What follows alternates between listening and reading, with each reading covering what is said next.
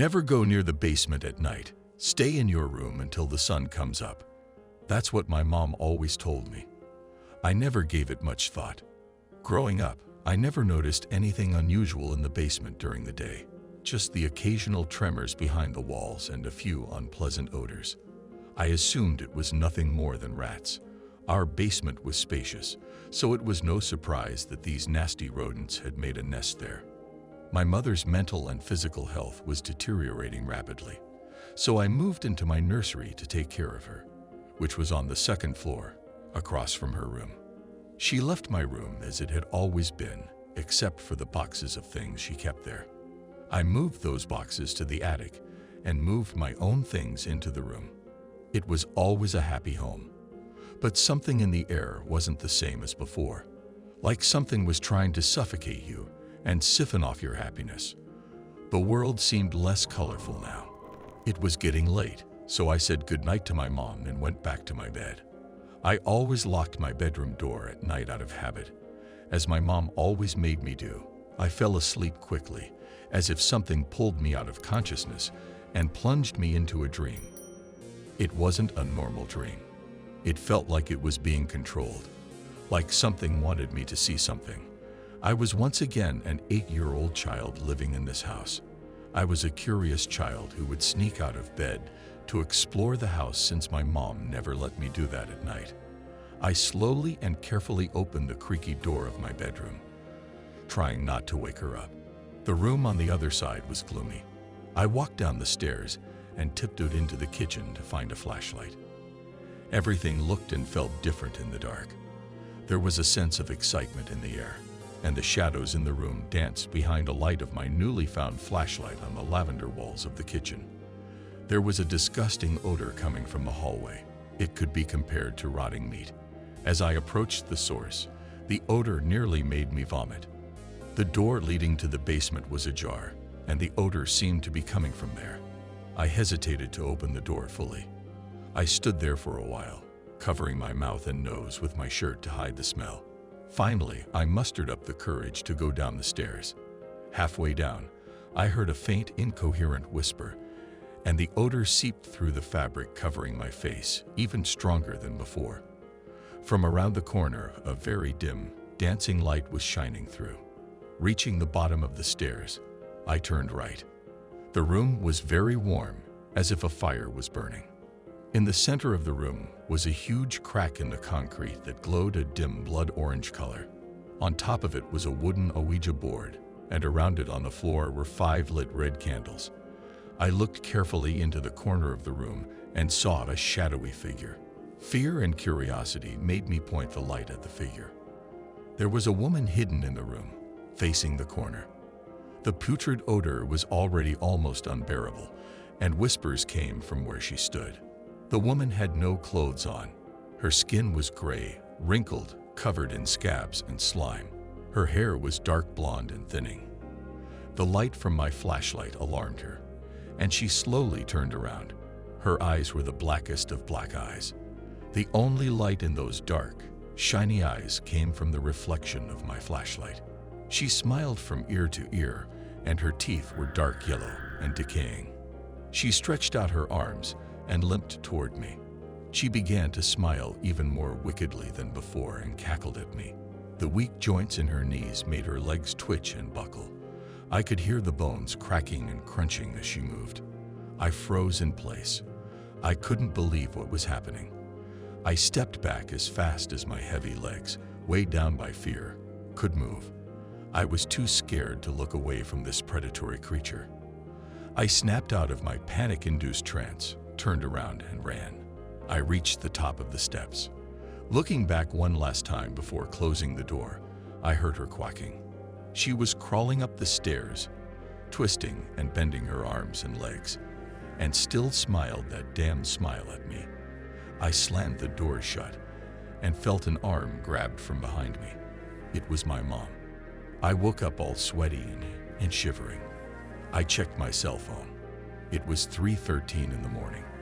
I couldn't fall asleep for the rest of the night. The rest of the night, I read a book. In the morning, I asked my mom if she had anything strange downstairs. She immediately frowned and asked, "Did you come out of your room last night?" "No," I replied. "I was just thinking about what you were always telling me about the basement." She took me firmly by the shoulders and reminded me, "Please don't ever go down there at night." After that dream, I was afraid to even go near it. I couldn't get what I had seen out of my mind and decided to dig through the boxes I had moved into the attic to distract myself. It kept me occupied and also got me as far away from the basement as possible. I didn't find much at first, just old photos, toys, and school things. After a while, one box caught my eye. It was hidden among the others near the attic window. It was a flimsy wooden box with a dull and wrinkled bronze lock. I began to look for something to open it with. There was no key, so I resorted to using a hammer to break the lock. My heart sank when I saw its contents. It was the Ouija board from my dream. I asked my mom about the box, and she said it had been here when we moved in. Apparently, it had been locked up for a good reason. I decided I would burn it after she fell asleep. I didn't want anything near my mom and me that had anything to do with this dream. It's 9:37 p.m. I've put my mom to bed, and she's already asleep. It's time to rid the house of this thing. I got the wood for the fireplace ready and started it. I built up the fire until it was big enough to burn the board. I threw it into the flames. The smoke turned black, like the eyes of the woman from my dream. The wood crackled the way bones crackle. Maybe it was just paranoia and lack of sleep that caused the resemblance. I felt uneasy, but I knew I had to burn it. I waited for the fire to burn out and went to bed. I slept peacefully knowing the thing was gone. I was awakened again at 3:13. I heard my mom calling my name. I knew she probably needed water or help getting up to go to the bathroom, but something in her voice didn't sound right. I turned on the flashlight on my phone and headed to her room. Outside the door, all I found was an empty bed. She wasn't there. A wave of worry swept over me. Where could she be? Could her mental illness have gotten so serious that she's wandering around the house?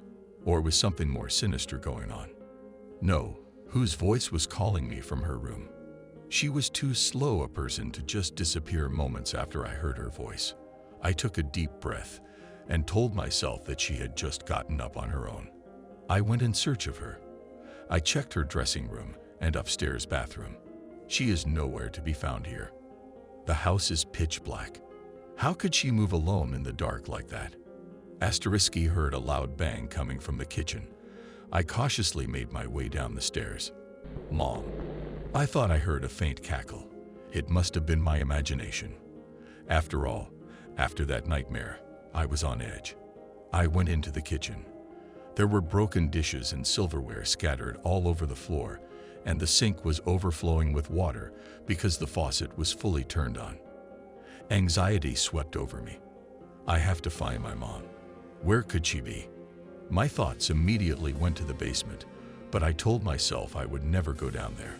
Upon further investigation, I found wet footprints leading down the hallway and followed them anxiously. They led directly to the door to the basement. My worst fears became reality.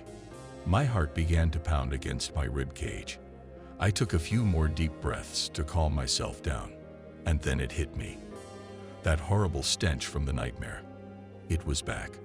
I stood there in a panic. I had a lot of thoughts running through my head. Had burning the board freed the thing from captivity? What if that thing had my mom? All I knew was that I needed to find her. I couldn't let it take her life. I slowly turned the doorknob and opened the door. The smell was definitely coming from in there. There were no lights on, and the only noise came from the washing machine. Why was the machine on? Was she really getting dirty and trying to wash her clothes? There was a loud clinking sound of some hard object in the washing machine. I stopped the load and opened it to find out what the sound was. Her clothes were there. They were dirty and bloody and smelled awful. They were wrapped in something hard and rectangular. I unraveled the roll of clothes and immediately dropped what I found on the floor. There were two items. The first was a Ouija board. It was somehow still alive, covered in burns, and missing a few corners. The second item was a clipboard. A moment later, something in the dryer stirred. It seemed almost alive. There were rapid banging and scratching noises coming from it. I had given up thinking it was just rats in here. I backed away from the car. The dryer door slowly opened. At this point, the odor became much stronger. I couldn't see anything in the car. I picked up the clipboard and brought it up to my eyes, pointing it at what was happening. The first thing I noticed was a wrinkled, slimy hand. The skin was gray with a slight tinge of green. The fingernails were long and brown, looking very sharp but brittle. It began to crawl out of the small door. The joints of its arms popped into place, and it was able to stretch out of the cramped space. And that's when I saw him. Same damn smile. The same yellow, sharp, chipped teeth that were eager to taste me. Blood caked in the corners of the demon's mouth. The demon's intentions were evident in the evil black eyes. He wanted to make me his prey. He groaned, trying to free the remnants of himself from that cramped container. I ran toward the stairs. As I stumbled down the steps, the phone slipped out of my hands. It fell to the bottom step. The flashlight shone on the ceiling. A creature was crawling across it, shaking and jerking its frail limbs. It was laughing at me. It moved quickly as hunger overpowered its weak, wobbly body. I had to find my mom. There was only one place left where she could be hidden: the attic. Her legs were weak, but maybe she could climb the steep stairs and escape. I had to find my way there, even if I didn't have any more lights. I fidgeted, trying to find another source of light. I slipped on a puddle in the kitchen and fell on broken dishes. The shards cut my leg, leaving splinters in the cut. I grabbed one of the kitchen knives off the floor and stood up. Turning on the kitchen light, I looked back down the hallway and saw the thing sneaking up the stairs to the basement. I needed to get upstairs, no matter what. I pulled the 2 remaining shards of glass out of my leg and blood flowed from the wound. Limping, I headed for the stairs and climbed them as fast as my injured leg could take it. I groped the wall until I found the light switch. I looked down and saw the creature licking my blood off the floor with its long, sharp tongue. The expression on its face was now filled with lust as it saw that I had become its appetizer. I felt something hit my arm. It was blood dripping from the ceiling above. Shit. I headed for the attic stairs, ignoring my injury and pain. Mom, are you here? Mom. I flipped on the switch in the attic. A trail of blood led to a large box by the window. I walked over to it, my feet already completely soaked from the inevitable red puddle. In it lay a body. It was skinless and folded to fit into the box. Pieces of flesh were missing. The body had been eaten by the creature. Limbs were broken and twisted, with corpse meat sticking out of them that had to be shoved into the body with effort. The jaw had sagged off to one side of the head, and one blue eye had fallen out of the eye socket. It had to be my mom. I dropped the knife. Panic gripped me. From the stairs came the sound of slow pounding and abrupt transitions between maniacal laughter and screams. The monster knew it had cornered me and took great joy in my desperation and helplessness. It was savoring the moment. I had to run before it was too late, because if I didn't get out of here now, I would suffer the same fate as my mother. After that gruesome sight, I realized I couldn't resist. I grabbed the heavy box and threw it through the window. The glass shattered, and I screamed for help. Now the demonic hag was in the attic with me and was rushing toward me on all fours. At that moment, panic and impulsiveness possessed me. I leaped through the window. As I landed, I felt my already injured leg crunch. The adrenaline made it almost painless at that moment. Please help me. Help me. The clipboard was shattered and smeared with blood, but I could see the thing looking at me through the broken window, this time frowning. Its gaze read defeat. The neighbors came to my rescue. Help is coming. Are you okay? What happened? In less than 10 minutes, 2 police cars and an ambulance arrived. Seeing that I was covered in blood and unable to walk, the paramedics rushed me to a hospital room. There I was questioned by the police. I told them everything that had happened in great detail. They explained to me that there was no evidence of the monstrous woman's home invasion. The only evidence they found was broken dishes, her bloody clothes by the washing machine, and my mom's mutilated body with the knife I had dropped next to her in her blood. Less than a month later, I was convicted of my mother's murder. My fingerprints were found on the knife left next to her body. Both me and the knife were covered in her blood. There was no sign of forced entry or anyone else in the building that night. There was too much evidence against me that cast doubt on my innocence. They conspired that I was a mentally deranged murderer. They put me in a mental hospital where I rotted away for the rest of my life. I can still hear the same sounds of cackling and wailing coming from the drains when I take a shower.